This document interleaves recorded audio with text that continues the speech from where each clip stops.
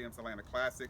I've been in business for 7 years. I've dealt with first-time homeowners, second-time homeowners, sellers, investors. Maybe putting in a new vanity and a new mirror just to make it look more updated.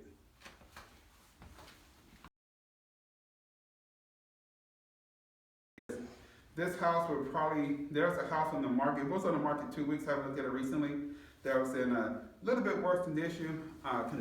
It was at 185, and it's been on the market for 14 days, which the average days on market in this neighborhood is like 8. So that tells you that the market is saying for that price, for that work, it's not gonna fly. So, probably be, maybe a little between say 170, well, probably about 185 because this house is in better shape than that. Renovated homes over here are going in the 230s to 240s. Definitely worth it because the market is still hot. If you can get the house looking nice and presentable, generate more interest, could generate a potential of a multiple offer situation, and people are willing to pay over appraised value. It definitely makes sense to fix it up to create a greater buyer interest because there are other homes, like out this window, I can see a house that's been renovated. So once you start seeing 4 or 5 houses have been renovated, that tells you that that's creating demand, that people want to be in the neighborhood. So why not? If you have the equity in it, and equity just simply means the difference between what the house is worth and what's owed on it. All that's part of your equity, your ownership in the house. So you have enough equity in the house, it makes perfect sense to go ahead and use like these renovation companies that we're using here that would get paid at the closing table. So there's nothing out of pocket, so, you still gotta price your house realistically. This is not a $300,000 house. No, even if you did a whole gut job, it's still not a $300,000 house. So as a property owner, you have to be realistic, One of the biggest things I face is I feel. Well, no offense, but don't really care about your feelings. The appraiser definitely doesn't care about your feelings. What are the facts? They're gonna find the 3 closest homes to your home.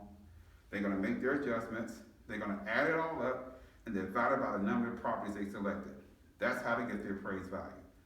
So there are no feelings involved. What is the market saying? Because another secret, as a real estate agent, I don't set the price of your home. As the homeowner, you don't. It's the market. What you want is an agent that has the skills, knowledge, and experience to help you determine that market value. And that's what you're looking for.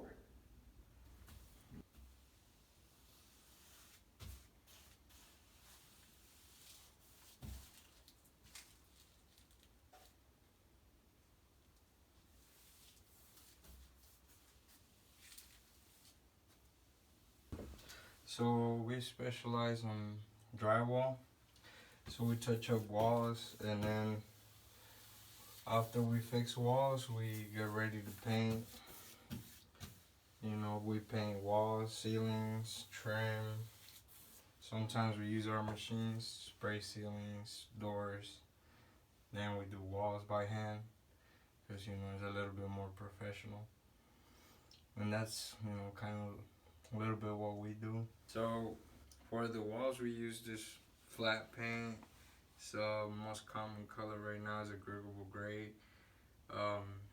Sometimes we use flat, but it's always the customer's preference.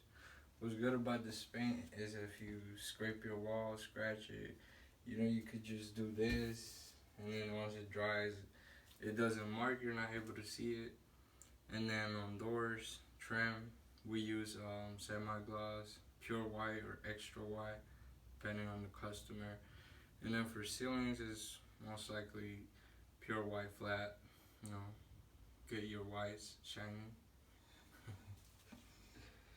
On location.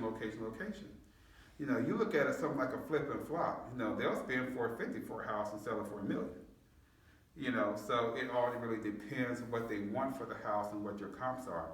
I have an investor now, he's trying to get a house, he's paying $245 for it. But we're probably able to sell it in the high 4s, low 5s. So you gotta do a good, realistic forecast of what the price is gonna be, and make sure that you have everything you need, including the dumpster cost to renovate the home. There'll be a dumpster in the driveway, and they'll be throwing all the carpet carpet, ceilings, roof, everything be going to the dumpster, vanities, if we was redoing the kitchen. And there's a cost of that dumpster sitting in that driveway. So a lot of people, they figure out cost when they think about the cost of the dumpster. So that's how you know someone who really knows how to flip versus someone who think they know how to flip. I actually saw, there's a guy on TV, Homes on Homes. He was telling to the homeowner, the guy claimed to be a renovator. He's like, but there's no dumpster in the yard. So we loaded up his Honda and taking it away. So you really, if you want to do this, you got to make sure you have an agent that just doesn't want to focus on selling a house. They got to, make sure they're explaining to you the comps. Make sure they're showing you comps. These comps sell at this price. These comps sell at that price.